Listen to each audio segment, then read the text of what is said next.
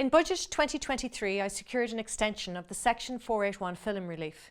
This is an incentive scheme to promote investment in film, and it has been a cornerstone of the Irish screen industry since its introduction.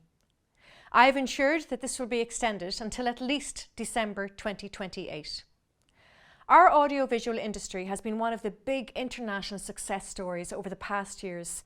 Training and skills development will continue to be a strong focus.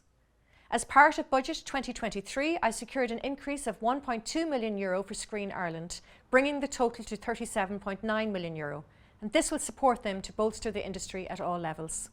To help tackle harmful behaviour in the workplace of everyone in the film sector and the wider creative sector, I launched Safe to Create, a support programme which provides training, trauma and abuse counselling via Minding Creative Minds, as well as legal support and more. Recently, the government signed a co-production agreement with the French film industry to create further employment between our two industries. Screen Ireland, my department colleagues and I have continued engagement with international producers from Amazon Studios, Netflix, NBC, Disney and more to attract investment in Ireland. The n-éirí scheme funded An Colleen Ciúin, Róisha agus Frank and more exceptional Irish language productions. This initiative was put together by t-ádh, Screen Ireland and the BAI.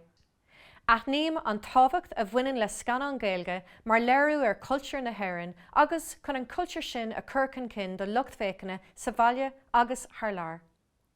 As well as the n-éirí initiative, filmmakers can apply for funding via Culture Ireland, the Arts Council, Creative Ireland, and we have also supported filmmakers as part of the department's centenary commemorations.